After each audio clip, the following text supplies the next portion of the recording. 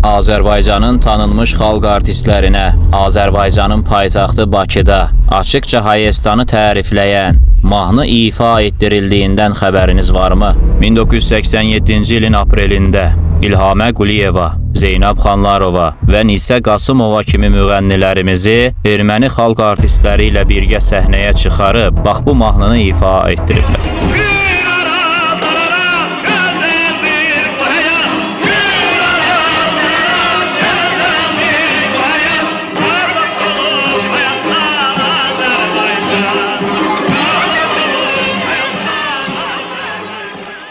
Etdiriblər deyirəm, çünki bu sözlərin yazılmasının da, bəstələnib oxudulmasının da arxasında xalqımızın ən böyük düşmanı, qırmızı şeytanın vuran əli KGB dayanırdı. Bu lənətli mahnının ifasından bir il sonra sevimli rusların, sevimli qardaş Hayestanı hayasızlığını qaçınmadan ortaya qoydu. 1987-ci ildən öncə, ilk dəfə 1956-cı ildə Şövkət Ələkbərova kimi bir müğənnimizə oxutdurub dillər əzbər etdiriblər. Həm Kürə, həm Araza, yüzlərlə Azərbaycan övladının qanını tökən Rus törəmələrinə adətən bəy tərifi dedirtdirib bu qırmızı şeytan. Düşünə bilirsinizmi? 1905-1906-cı illərdə baş verən erməni-müsəlman davası, 1918-ci illərdəki Mart soyqırımı, 1920-ci illərdə Azərbaycan Xalq Cümhuriyyətinin düşüşü və oğullarımızın yenidən məhvi, daha sonraki illərdə repressiyalar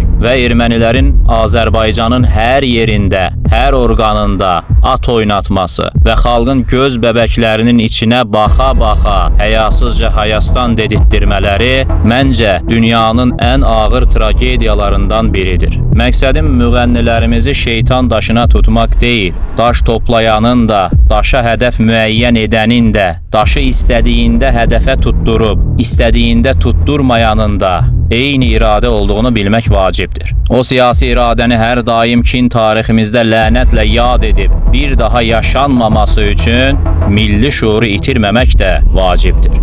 Yenə nənəmdən söhbət açmalı olacağım. Vallah, bilmirəm. Digər nəvələr nənələri ilə nə kimi söhbət edir, amma mən nənəmə canlı arxiv kimi baxdığım üçün hər səfərində SSR dönəminə aid bir çox şeyi öyrənmiş oluram. Deyir ki, bala, uşaq vaxtı bu mahnı dilimizdə dolanardı.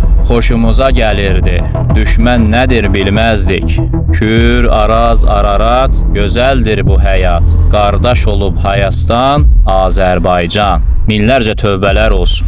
Bəli, tövbə etdirəcək sətirlərdir bunlar. Erməniləri türklər əleyhinə qızışdıran ruslar, onlar vasitəsilə terror aktı törədən ruslar, İrəvanımız başda olmaqla torpaqlarımızı onlara verən də ruslar, bütün qanlı əməliyyatlara onların əli ilə imza atan da ruslar, bütün bunlara rəğmən onlara qardaş deməyimizi istəyən də ruslar. Vallah, billah, dünya siyasi tarixində bir xalqın ağlını ələ salmağın bu qədəri görülməyib. Kinimiz, dinimiz, imanımız qədər müqəddəs olmalıdır.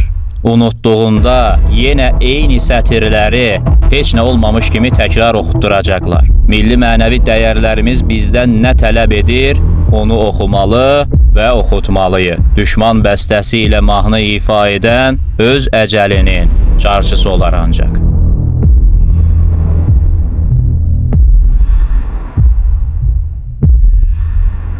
Dininizi hər zaman diri tutun. Sizi ondan başqa qoruyacaq heç bir şeyiniz yoxdur. Kin doğru hədəfə yönləndirildiyində ən müqəddəs qoruyucu silahdır.